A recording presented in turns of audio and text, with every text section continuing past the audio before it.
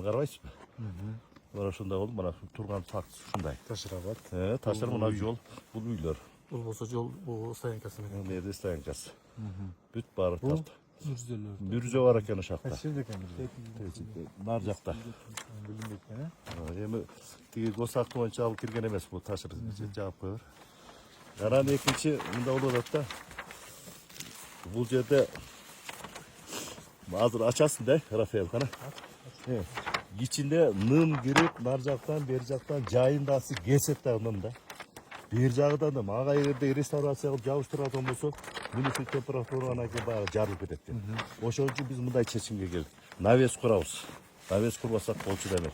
Археолог келди, геологдор келди, Геолог келди, археолог келди. Археологдор келди, Испаниядан бир эксперт келди. Ана мындай проект жасадык. Муну Тоғотер жерине көрсөтөйүнчү. Мындай кылсак деп.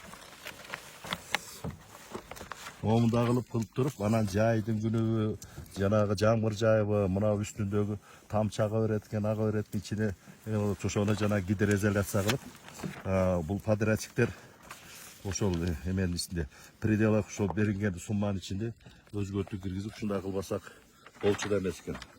Фермадан кылып, жана эмеге бардык го, кече. Кумдөбө.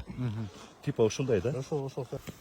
Алгандан кийин ар жак эмне экен? Таш бекен же? Ошону деген тигилер текшерип, эмесин чыгарып бермек. Геолог, археологдор Шуп казаталар.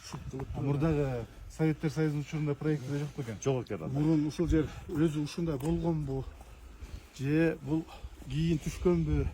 Азыр геологдор заключение берсе, мына скалистый грунт фундаментке чейин жеткенби, эмне болгонбу? Мына грунт кысып, бу дубалды кысып, ушактан суу агып атат.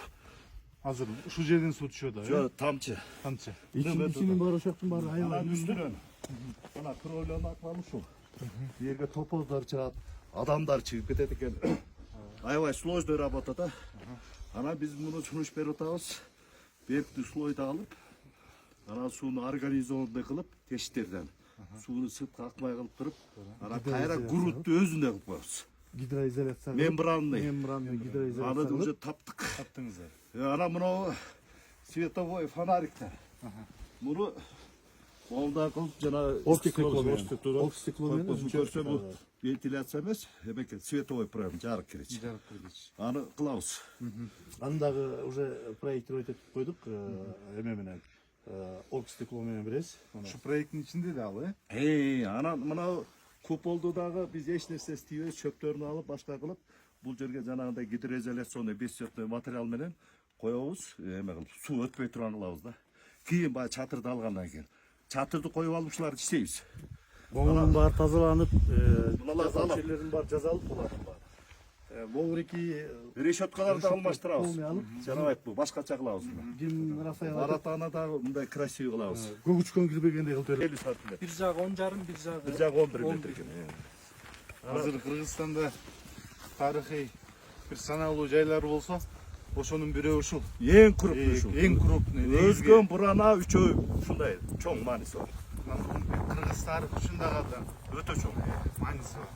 Улуу Жибек жолунун боюнда, таманында. Рафаэл ачтыңбы буякты? Ачкынын учурунда, Союздун учурунда биздин аталар, орустар жакшынакай кылып реставрация кылган. Анан азыр эгемендик алган жылдары муну жоготуп алсак, уратып алсак, уят болобуз. 40 жыл болду аралыгы. Буяк кирим. Рафаэл. Ке башта айт баягы сөздү. Так, Мына кире беришти. эмне маселе? Кандай кылабыз буяк? Азыр төрдөн куполдон баштайбыз. Ошо түз белеби. Ичинде түзүрөөк болчу мында. Анан азыр баягы грунттун басым менен кыйшайып атат. Мына караңыз. Мына караңыз. Эгерде отвесті койсок, 10 сантиметр берега көрдүңүзбү? Байкалып турат да. Себеби түртүп атат. Анан ошол үчүн сактап калышыбыз керек. Анан биринчи задача ным. Анан баягында келсек, үстүнөн да чыт эме тамчыны бул соруп алат экен да. Биз ойлоп атабыз ошо грунт жылып, кысып атат, ошо грунтту 3 метр алып койсок, балким топтоп калат деген ойда. Аны илимий негизде. Жана илимий негизде изилдешсин. Ооба, жылып атат мүмкүн. же болбосо өзү түз болгон дешет. түз болгон дешет, Мына Мунун реставрация бүткөндөн кийинки сүрөттөрү бар болуш керек, кантип болбосун. Ал мезгилде деген архивге аябай Может быть. Ошол архивден карашыбыз керек. Анан бул жерде мондай бир рисуноктор болгон экен. Академиялыкка жазганбыз, рисуноктор табылбай, сакталбай калыптыр. Жок. Анан эми муну калыбына келтирем, себеби бизде тарыхый факт менен жок болсо. Бирок проектте барбы, жокпу? Жок, проектте жок. Бирок калыбына келтирсек өзгөчө болмок. Себеби мен азыр өзбек туугандардан көрүп атам, сиз деле көрүп атасыздар, барча. 1 квадрат метр ошо табылса дагы эскиден. Анан ошону азыркы менен деле келтирип туруп, анан жасап коюп атышат да. Мына биз бул жерде дээрлик турбайбы? Көрүнүшү турат бул жерде. Анан 15-кылымдагы, 14-кылымдагы мындай бар да. Азыр жасасак, эми аракет кылсак болот. Биринчи ушу мынау ным аны кошумча сууну токтотушубуз керек да. Сууну токтотпосок тамчыны. Азыр бул бар кулап чыгат. Себеби мен көрүп атам да, жанакы ат башына алып келип туруп дарбазаларды коюп атышат. 1 жылдан кийин Бишкектеги дарбаза жакшынакай эле турат. Ошол эле дарбаза. Ат башындагы дарбазанын көбөйтөсү кетип, сыртындагы сыры түшөт, темири атпасат. Анан ошол үчүн бул жакка да мындай темир. Мен талапыбыздан булар сертификатын берип атат мага, российский. Ошондой мына 40 жыл мурда реставрация болгон. Биз бул ташырабаттын ошол 40 жыл мурда кантип сакталып калгандыгын сүрөттөрдөн көрүп жүрөбүз. Мындай бир сөлөкөтү тетиги куполунун жарым жартылайы ушундай калган. Бирок ошол мезгилдеги биздин археологдор, реставраторлор, биздин мастерлер, тарыхчылар аябагандай соонун кылып реставрация кылган. Азыр биз көрүп тургандай.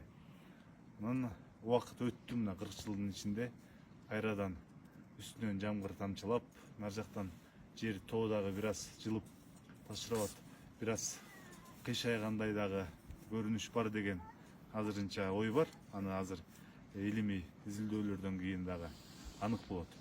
Бирок муну биз кайра 21-кылымда Кыргызстан эгемендик алгандан кийин кайрадан бир сонун реставрация кылышыбыз керек. Бул объектиден мамлекет эч качан аянбайт, каражатын дагы бөлөт. Эң башкысы байке сапаттуу, качественный жасашыбыз керек. Чампалап эмес. Технадзорубуз бар. Технадзор бар, проекти бар. Проекттин ар бир тамгасы менен жылып олтурабыз. Бирок мен азыр көрдүм, башка объектилер сыяктуу эле бул проектке көп нерсе камтылбай да калган. Кошумча дагы биз проектти жасап, мунун ичин, сыртын азыр Өзбекстандан, Кытайдан көрүп жатабыз. Дал ошондой кылышыбыз керек. Ичинен бери жасап чыгышыбыз керек. Бул жерде кыргызча, орусча, англисче, керек болсо ошо кытайча жазуулар болуш керек. Бул жерде гид QR код менен басканда маалымат чыга тургандай болуш керек. Ошол тилде материалдар жазалып туруш керек. Бул биринчи маселе. Анан экинчиси, азыр көп эле көрүп жүрөбүз байке подрядчиктер. Сиз добросовестно буга чейинки кылып жүргөнүңүздү кылыңыз. Мыйзам ар бир карап турат. Анан бул тарыхый объект мындай маанилүү да, ар намыс биздин ар намысыбыз үчүн дагы маанилүү да. Анан муну мындай бир чампалап бир иш кылуу мүмкүн эмес. Анан бул жердин бир анты дагы бар. Сиз билесиз да, Салмек байке. Бул жердин ушу ар бир ташы маанилүү, шашпай кылыныш керек. Бул жерде ар турдуу 5 жыл болобу, 4 жыл легендалар айтылат. Анан бул жерге мындай бир кыянаттык кылуу же болбосо бир ишти чалагайымдык менен кылуу биз үчүн дагы жетекчи катары, биз үчүн көзөмөлдөөчү катары, Сагынбек байке үчүн, ишке ашыруу үчүн, сиз үчүн дагы мындай кийинкибиз үчүн дагы туура эмес болуп калат да. Кийинки муунубуз үчүн, биздин ошо укум тукумубуз үчүн дагы маанилүү да. Кийин айтат, Ташырабат сиз керек болсо мактанасыз. Ташырабатты мен реставрация кылдым. Келген сайын биз сиздин небереңиз, балдарыңыз мактанат.